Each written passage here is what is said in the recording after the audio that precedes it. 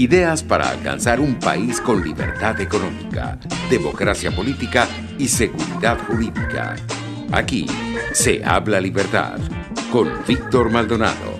Solo por rcr.tv, la radio que se ve.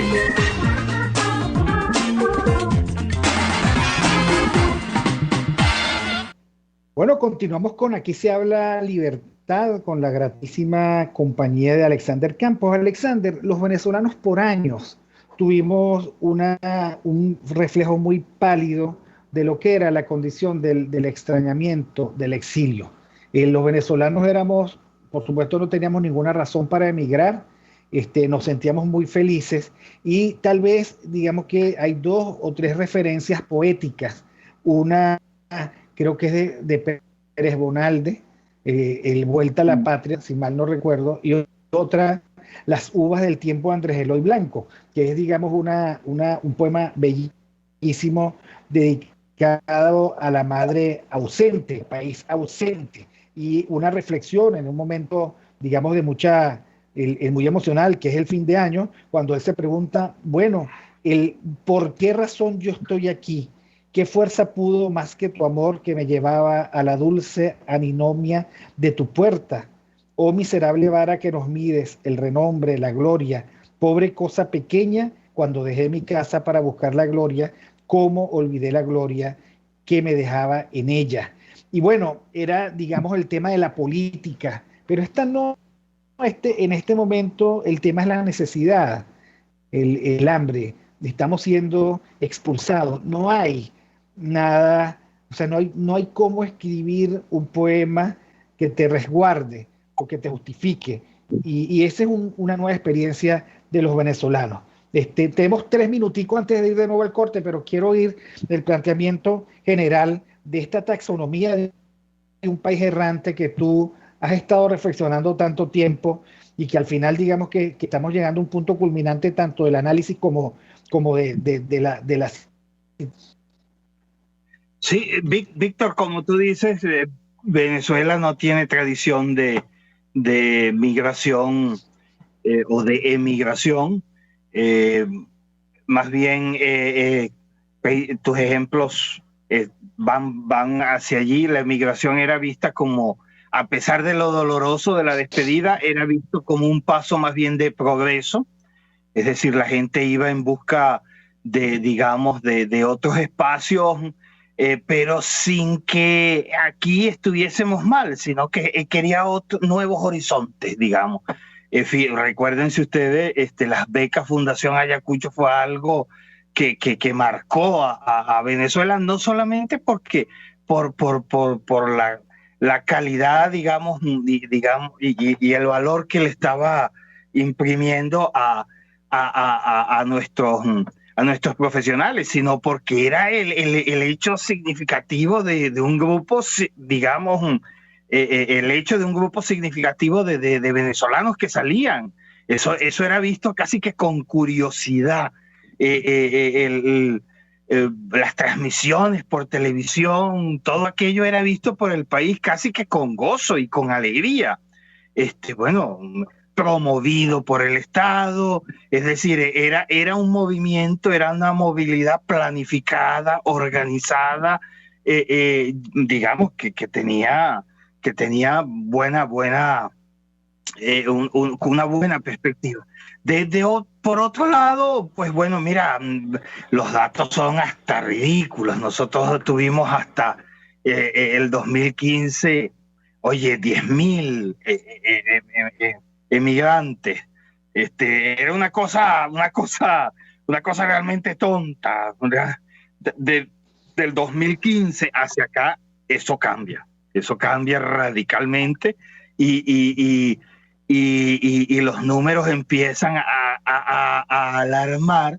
Sin embargo, una alarma, como tú mismo estás diciendo, digamos, muy sectorizada, porque eran los sectores de la clase media y también hay que decirlo de la clase alta que salían en un gesto de migración, digamos, también bien planificado. La mayoría de ellos con papeles hechos, las colas no se hacían en las embajadas, sino que se hacían en los ministerios para poder registrar los títulos, para poder registrar los papeles, ese tipo de cosas. El patrón de movilización era sur-norte. Fundamentalmente o ibas a Europa, o ibas a Estados Unidos, o ibas a Asia, pero bueno, ibas a lo que se llamaba países, digamos, desarrollados. Parece tonto, pero es interesante que la movilidad se hacía en avión. Es decir, la mayoría salía en avión y aquel que lo hacía en autobús lo hacía sin escala. Es decir, de aquí a Argentina en un autobús que lo llevaba con todas sus condiciones. Eso habla de un tipo y de un tipo de migrante y de un tipo de movilización que no es evidentemente. Ahora, Alexander, esa fue una primera etapa. Vamos al corte de las noticias para que Argenis Barreto no se nos desanime y ya regresamos. Aquí se debaten temas de interés nacional e internacional. Aquí se habla libertad con Víctor Maldonado. Solo por RCR.tv, la radio que se ve. Puedes seguirnos en nuestras redes sociales. En Twitter, @RCR750, la radio que se ve. Fuerza que nos activa. Fuerza que une a un país que quiere cambio. Mi nombre es Chuo Torrealba y estoy contigo desde las 5:30 de la mañana para que te enteres de todo lo que acontece dentro y fuera de un país en crisis, un país que quiere cambio y libertad. Unidad, la fuerza es la unión. De lunes a viernes desde las 5:30 de la mañana con Chuo Torrealba. Solo por RCR, porque lo bueno une.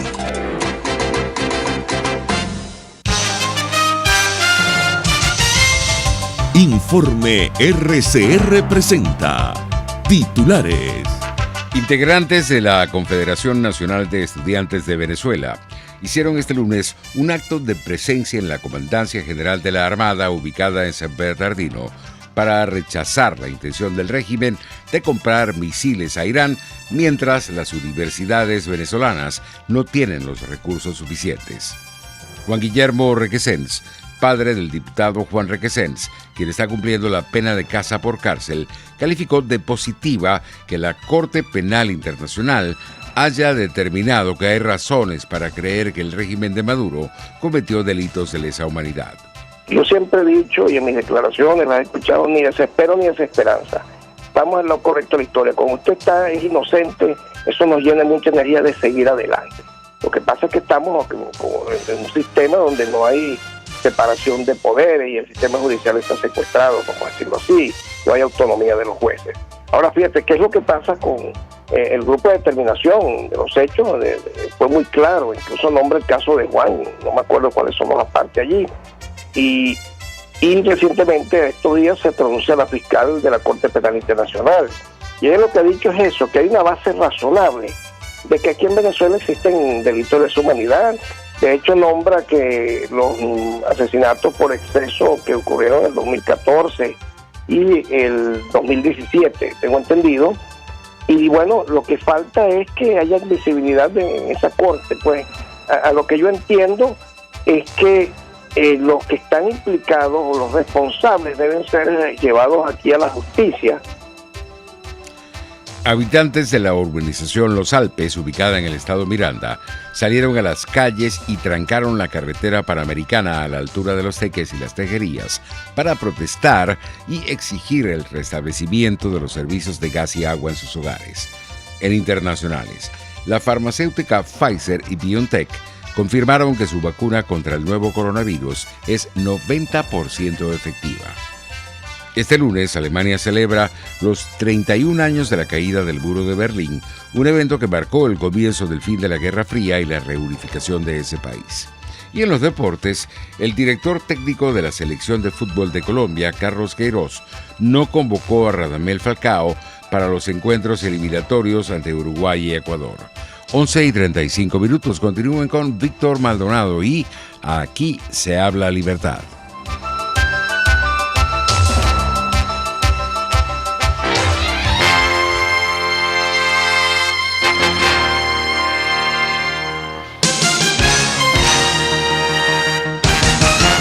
En Global Therapy seguimos comprometidos con tu rehabilitación física, te ayudamos a recuperarte de tu posoperatorio y en el alivio del dolor.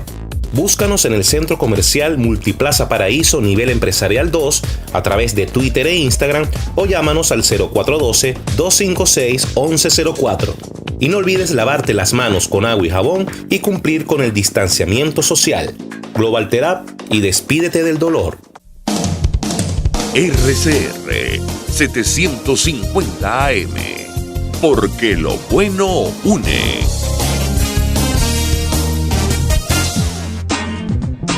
Ideas para alcanzar un país con libertad económica, democracia política y seguridad jurídica. Aquí se habla libertad con Víctor Maldonado. Solo por rcr.tv, la radio que se ve.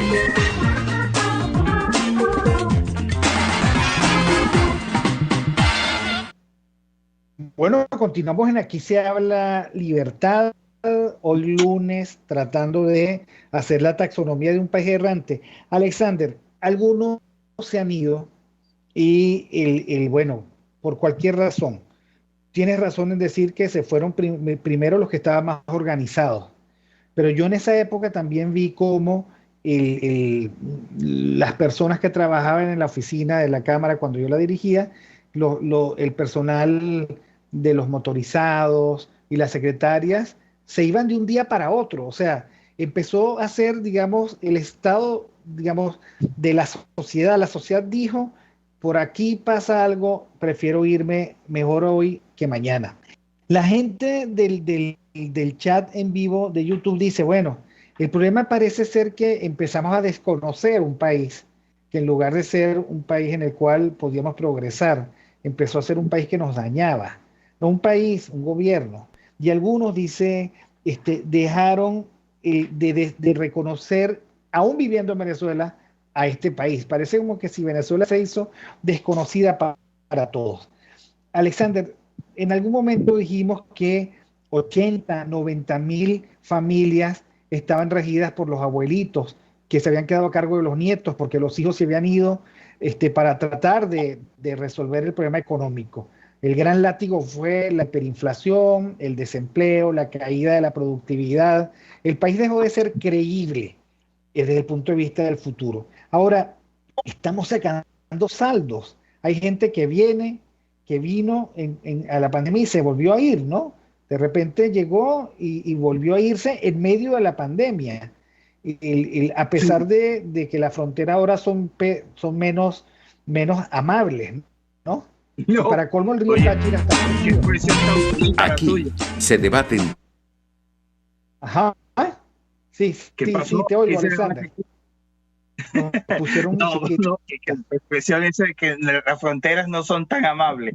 Yo los invito a leer la descripción que nosotros hacemos según los mismos testimonios de la frontera en este momento. La trocha, los refugios, las partes, y bueno, eso de no tan amable suena bonito, Víctor. Pero bueno, mira, fíjate, sí, lo que dicen nuestros oyentes y lo que tú estás diciendo es totalmente cierto. Es decir, llegó un momento en el que todas las condiciones del país se hicieron tan duras que la migración empezó a tener esas características que tú estás diciendo. Por eso es que es tan importante caracterizarla, porque los sujetos que empezaron a salir, especialmente a a principios del 2017 en adelante, tienen unas condiciones que en la legislación internacional es importante llamarlas, es decir, son refugiados. Nuestros migrantes no son migrantes cualquiera, son refugiados, porque nuestros migrantes se mueven, se movilizan en una situación tal de vulnerabilidad que necesitan protección internacional. todas sus características de vulnerabilidad son digamos, las hacen candidatas para ser, para tener una protección especial de los organismos internacionales, dado que huyen por temor, que esa es una de las principales características, huyen por circunstancias que han, según la Declaración de Cartagena, han perturbado el orden público, gravemente el orden público interno de sus países, y han tenido que movilizarse, y además no cuentan con la protección de su gobierno. Todo eso hace de nuestros migrantes candidatos prácticamente el 90% a ser refugiados, a ser considerados refugiados. Si eso lo tomaran en cuenta los países receptores, nuestros migrantes tendrían un tipo de protección del cual hoy carecen absolutamente. Déjame decirte que Colombia, por ejemplo, a pesar de tener más de 1.800.000 venezolanos allá, solamente ha aceptado en calidad de refugiados a 51 venezolanos. Es decir, eso porque aceptarlo como refugiado implica unos derechos de ley, implica unas obligaciones del Estado que no están dispuestos a usar, digamos, a ejercerlos con ellos.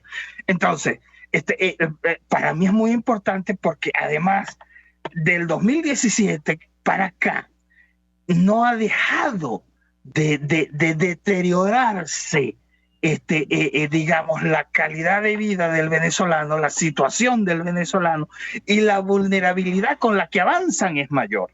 Por ejemplo, tú nos decías, porque hace tiempo, desde que empezamos este trabajo, nosotros lo hemos venido haciendo esta taxonomía, tal como tú lo llamas, que bueno, mira, se estaban quedando miles de viejitos y con sus nietos, con sus familiares, con sus niños, cuidándolo, y eran los nuevos jefes de hogar.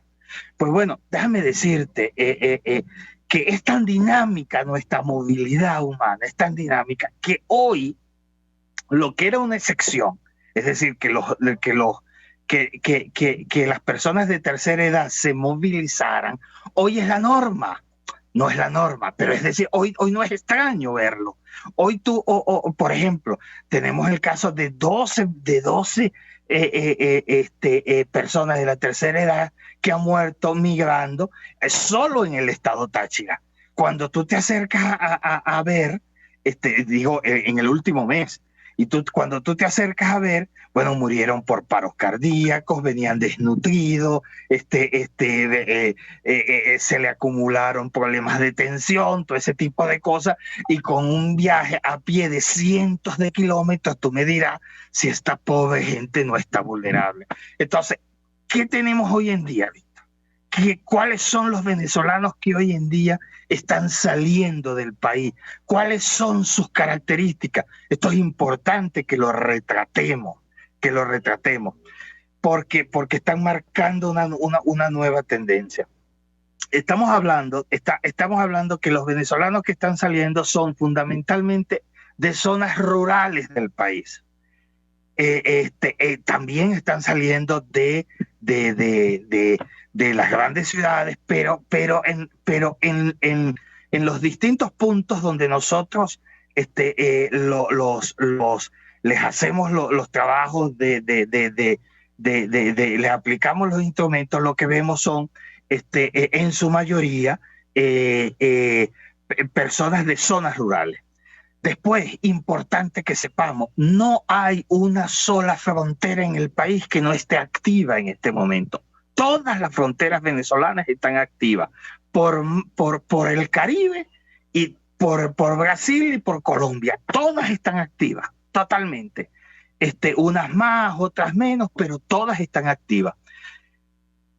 Fundamentalmente salen precisamente por los problemas de movilidad que tenemos por la cuarentena, dentro del país, y también por la falta de gasolina, por todas las deficiencias estructurales que tenemos en el país, la movilización es cada vez peor y hecha en peores condiciones. Entonces, ¿qué es lo que hace? Que cada quien sale por la frontera más cercana a su lugar de habitación. Entonces, si están en Oriente, salen fundamentalmente por las costas, pues, ¿no? Si están en el occidente salen hacia Brasil, hacia Colombia. Y si están en el sur, pues salen hacia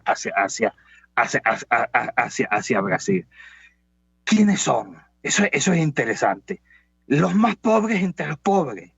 Y digamos, porque es que dar otra característica es que no suena como son. Es decir, son aquellos que realmente después de tener tantos meses encerrados, y eso lo decíamos en marzo cuando inició esto, decíamos que se iba a acumular las condiciones de vulnerabilidad e iba a explotar. Entonces, ¿qué es lo que están saliendo? Están saliendo aquellas personas que han acumulado 9 meses, 10 meses sin poder trabajar, sin Ahora, poder... Alexander, la narrativa de ellos, ¿hacia dónde van? O sea, ¿a dónde creen ellos que van? O sea, ¿cuál es su imaginario? ¿Qué creen que van a conseguir? Víctor, es que eso es lo patético, eso es lo duro de hacerle entender, especialmente a la comunidad internacional. No van en busca de otra cosa que no sea alejarse de estas condiciones.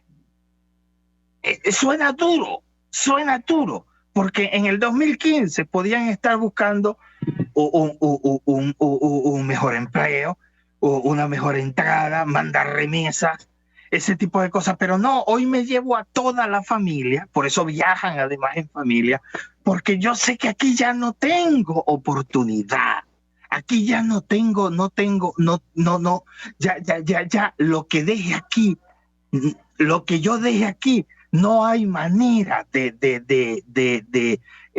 a la persona que deja aquí, ya no tengo manera de hacer efectiva las remesas que yo le mande, porque yo le puedo estar, el migrante lo que dice, yo le puedo mandar $20, $10, $20, pero si no consigue gas, ¿cómo compra comida? Si no hay electricidad, ¿cómo cocina?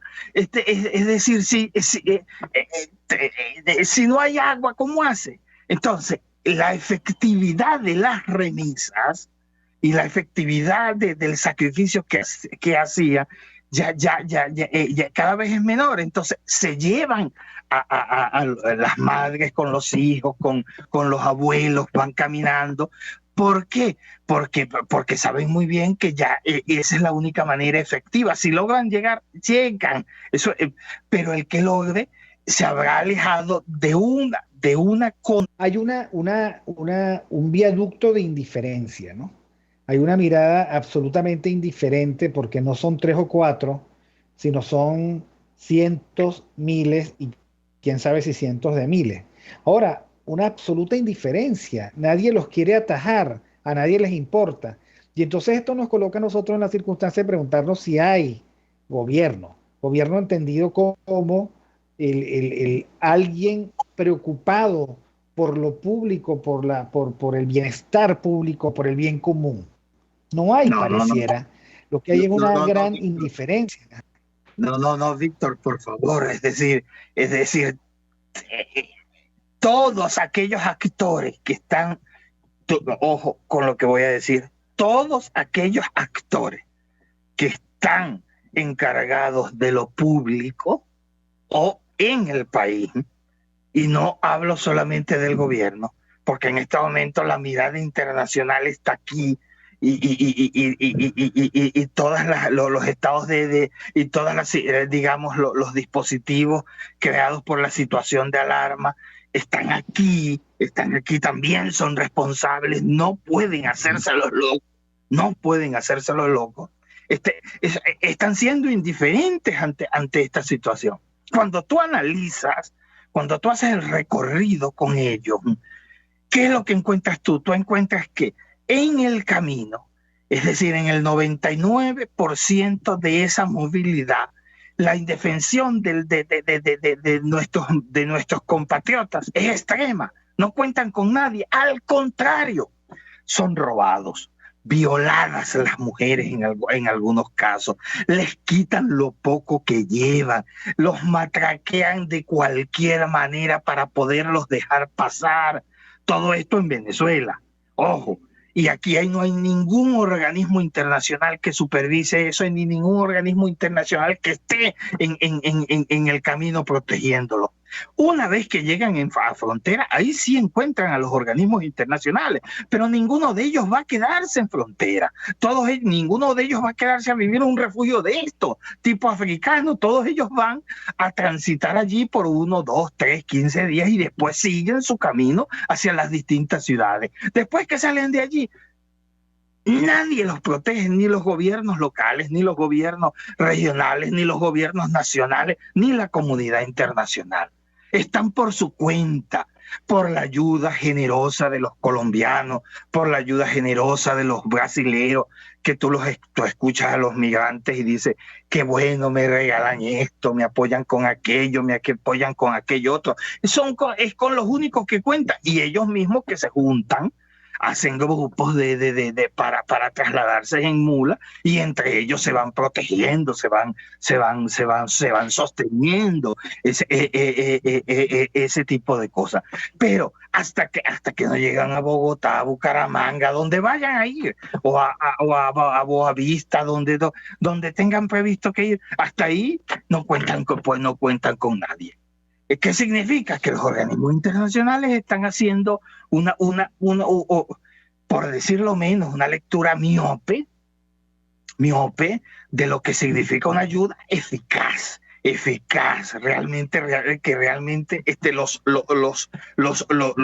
sostenga. Pues eso es lo que significa caminar en chola 1.200 kilómetros de carretera. Tendrán idea de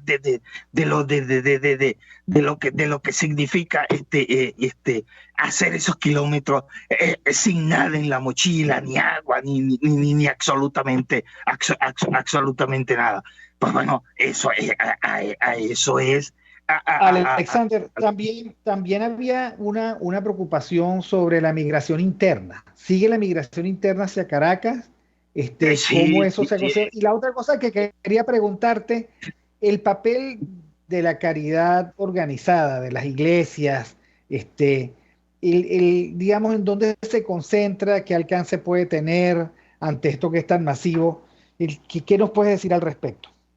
Sí, la migración interna la seguimos recogiendo. Hay mucha migración interna, mucha migración interna. De distinto índole. Hay migración interna hasta dentro de las propias ciudades.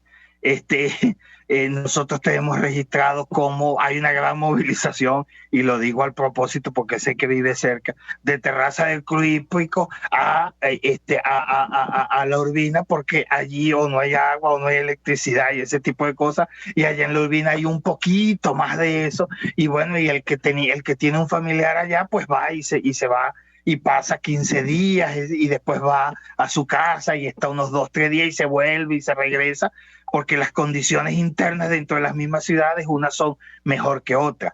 Pero la migración de grupos completos, por ejemplo, tú analizas, porque hay distintas fuentes de información, tú analizas el sector inmobiliario y tú te das cuenta cómo los empresarios, por ejemplo, maracuchos, se están viniendo en masa a Caracas con todos sus negocios y demás. Y están reactivando el sector inmobiliario maracucho.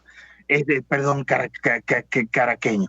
Sí hay una movilización, especialmente ahora que hay flexibilidad, una semana, otra semana no, la gente aprovecha esas semanas y se viene, ese tipo de cosas, pero lo hay mucho, pero eso normalmente es como tránsito para otra cosa mucho más. Después tú me hablas de las iglesias y me hablas digamos, de ese grupo que hace caridad y que de alguna, pues bueno, mire, yo te puedo decir que están mucho mejor situados, tienen mucho más efectividad que los mismos organismos internacionales. Es más, sabemos que los organismos internacionales, sabiendo de esto, se apoyan en ello, porque bueno, están mejor distribuidos, están en los pueblos, donde los venezolanos tienen que pasar. Entonces, evidentemente que eso hace que él lo haga mucho más efectivo. En Venezuela se están convirtiendo prácticamente en el único instrumento, tanto las ONG como las iglesias, pues, ¿no? Se están convirtiendo en casi que la única salida. Ahora, ¿hasta dónde podemos llevar eso? Yo me atrevo a decir que eso es imposible sostenerlo a lo largo del tiempo. Es verdad que los países y los venezolanos fuera se han organizado de una manera admirable para apoyarnos nosotros mismos dentro de las distintas iniciativas que tenemos en los barrios, con medicinas, con ropa que recibimos y cantidad de cosas, pero lo hacemos y lo distribuimos y no paramos de hacerlo, pero pongo pero porque en realidad ¿hasta dónde podemos llegar? La necesidad es tan profunda, tan estructural, que si no reparamos las condiciones estructurales, ahí seguiremos remendando. Nadie nos va a detener de hacer eso, porque una persona que salvemos es una persona que salvemos. Y no somos responsables del millón que mató el régimen. Pero bueno, si somos responsables de esa persona que estaba al frente de nosotros, pudimos hacer algo y a lo mejor no lo hicimos. De esa sí somos responsables, y por ella no nos haremos responsables. Pero sí, yo tengo que decir que si no solucionamos estructuralmente el problema, no lo tendremos. Y nos encontraremos con sujetos como la Clara López, el alcalde de Bogotá, que no hace sino diariamente insistir en criminalizar y en criminalizar a los venezolanos. Ya el sábado dijo que el 20% de los delitos de toda Bogotá era digamos, ejecutado por venezolanos. Y solo la declaración que hizo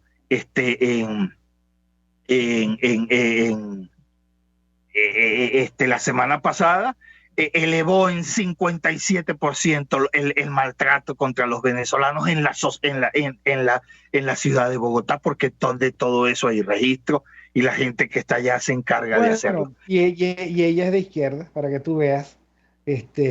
Los que dicen que la solidaridad de los pueblos, la solidaridad de los pueblos. Bueno, Alexander, creo que esto no concluye aquí.